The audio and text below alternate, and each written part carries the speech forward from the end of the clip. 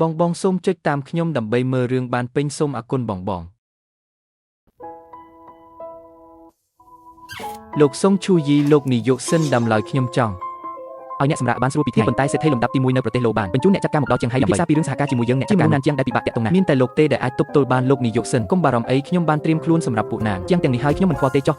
មនុស្សរបស់ខ្ញុំបានរកឃើញថាប្អូនស្រីរបស់អ្នកហាក់ដូចជាបានទៅដល់រាជធានីហើយលោកនាយកសិនលោកនាយកកញ្ញាធំរបស់យើងនេះជាអ្នកមានសមត្ថលោកកាត់ប្រសិនបើពួកយើងអាចការសហការល្អជាមួយសេដ្ឋីលំដាប់ទី1ដោយមានអធិបុលរបស់នាងនៅទីក្រុងប៉េកាត្រូវតែត្រួតពិនិត្យយ៉ាងតឹងរឹងលោកសេនកុំបារម្ភលោកសេនខ្ញុំនិយាយច្រើនពេកហើយខ្ញុំពិតជាហើយតោះទៅមនុស្សណានជាងពិបាកនឹង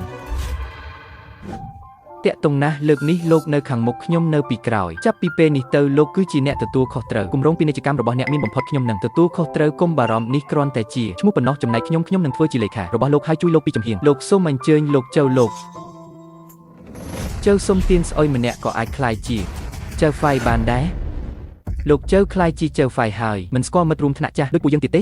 សប្តាហ៍មុនខ្ញុំនៅបានឃើញគាត់នៅតាមផ្លូវដូចជាឆ្កែរើសសម្រាមតែឥឡូវអ្នកមកជួបខ្ញុំដែលជាចៅចអ្នកក្លាហានដល់ថ្នាក់ណាមានរឿងអីពេលឃើញអាគារធានស៊ីនខុសហើយកាលនោះអ្នកធ្វើខុសធ្វើឲ្យអ្នកដតីឈឺចាប់ស្រីស្អាតអ្នកជាអ្នកណាខ្ញុំជាលេខាធិការរបស់លោកចៅអ្នកប្រកាសជាទូសម្ដែងដែលចៅជួលហើយខ្ញុំមិនខ្វល់ថាអ្នកនឹងគាត់ជាអ្នកណាទេអាចលើការពិតដែលថាអ្នកកាន់លិខិតបញ្ជាក់នេះខ្ញុំណែនាំឲ្យអ្នកចាក់ចេញពីទីនេះជាបន្ទាន់បើមិនដូច្នោះទេចៅកាលពីប្រហែលឆ្នាំមុនអ្នកជាកូនប្រុសច្បងត្រកូលចៅជាទីចាប់អារម្មណ៍ជាទូទៅខ្ញុំជាមនុស្សអត់មានឈ្មោះសម្លេងតែឥឡូវអ្នកបែរជាជីកង់នៅតាមផ្លូវតែគេជន់ឆ្លេរាប់ពាន់ដងចំណែកខ្ញុំអាចចូលទៅកន្លែងដែលពួកអ្នកមានអំណាចប្រមូលផ្ដុំគ្នានេះបានអ្នកមានសិទ្ធិអីខ្ញុំគ្រាន់តែត្រូវការពាក្យមួយម៉ាត់អាចធ្វើឲ្យអ្នកជីកង់ក្បែរផ្ទះធានស៊ីនលូនេះបាត់ខ្លួនជារៀងរហូតបងស្រីចៅខ្ញុំមានការប្រញាប់បើចង់នឹករលឹកមិត្តរួមថ្នាក់ចាំពេលក្រោយចង់ទៅក៏បានខ្ញុំនឹងផ្ដល់សេវាកម្មជូនអ្នកទី1លុតជង្គង់ចុះលិតស្បែកជើង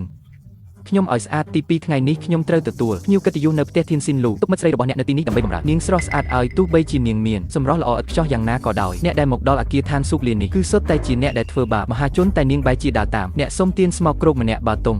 ក្រហមត្រូវបានគេរកឃើញនោះទោសនេះមិនអាចលើកលែងបានឡើយប៉ុន្តែគ្រាន់តែនាងព្រមចូលបម្រើចៅហ្វាយខ្ញុំឲ្យបានល្អនាងអាចឡើងឋានៈភ្លាមលុយកាក់លែងសំខាន់សម្រាប់នាងទៀតហើយប្រសិនបើនាងអាចនាងហ៊ានមិនខ្លាចខ្ញុំផ្ដល់ជីវិតឬការកាត់ទោសដល់នាងទេជូចអញជាឆ្កែដែលលោកចូលអគារឋានសុខានេះជាប្រយោជន៍ទាំងនេះមានតម្លៃដល់អាយុជីវិតរបស់អ្នកឬកាលណាអ្នករើបំរាស់កាន់តែខ្លាំងខ្ញុំកាន់តែជន់អ្នកជាប់នឹងបាត់ជើងខ្ញុំនឹងបង្ខំឲ្យអ្នកលុតជង្គង់នៅក្បែរក្រែនៅយប់នេះដើម្បីមើលរឿងកំ pl ែងឈួតរបស់ខ្ញុំហ៊ានវីអញអញវីតែមនុស្សដែលធាក់ខ្លួនរអិតប្រទុំអាសិរពីនេះកុំថាអ្នកមានមនុស្សនៅក្បែរខ្លួនទោះបីអ្នកមានអំណាចដូចស្ដេចនៅក្បែរក៏អញវីដែរតើអ្នកណាវីក្បាលខ្ញុំនៅមានមាត់និយាយទៀតឬចៅជួក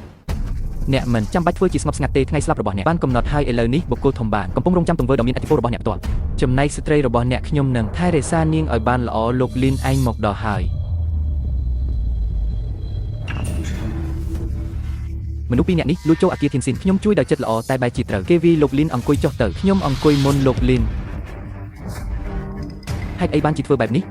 ព្រោះឯងមើលងាយអ្នកដតីព្រោះឯងហ៊ានដល់ថ្នាក់នេះខ្ញុំគិតថាអាចឆ្កែនេះគឺដើម្បីធ្វើការឲ្យខ្ញុំមិនមែនមកពន្យល់ខ្ញុំទេមកអាចឆ្កែនេះឈ្មោះអីលោកលីនកញ្ញាសិន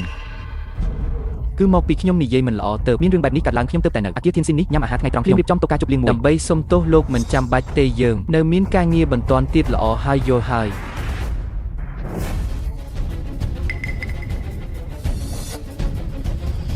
ចុះយ៉ាងណាលោកធ្លាប់ជាលោកម្ចាស់តូចត្រកូលចៅមិនក៏ចង់ធ្វើបែបនេះត្រូវហើយខ្ញុំចូលចិត្តធ្វើជាមនុស្សធម្មតាលោកឯងស្រាប់តែធ្វើឲ្យខ្ញុំខ្លាចជាមនុស្សធំមានអារម្មណ៍ថាមិនសឹកក៏សាមនោះយកកម្លាំងចិត្តរបស់លោកពេលចូលរាំងមុខខ្ញុំនោះមកលោកប្រធានសិនលោកតូចលីនលោកប្រធានចៅសូមអញ្ជើញ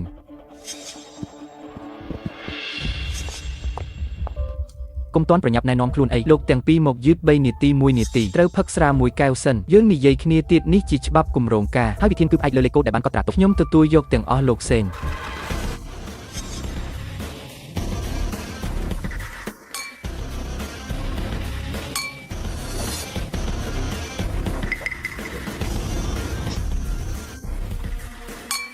លោកខ្ញុំជាប្រធានចៅមកពីជាងហៃអនុប្រធានក្រុមនិងជាអ្នកគ្រប់គ្រងគម្រោងឥឡូវខ្ញុំនឹងកំដរគាត់គួរឲ្យចាប់អារម្មណ៍មិននឹកស្មានថាជាងហៃពិតជាមានមនុស្សចិត្តទូលាយដូចលោកប្រធានចៅទេបើលោកអាចផឹកបានចឹងពួកយើងផឹកទៅសូមអញ្ជើញកន្លែងអង្គុយរបស់លោកចៅជ្រើសរើសបានល្អណាស់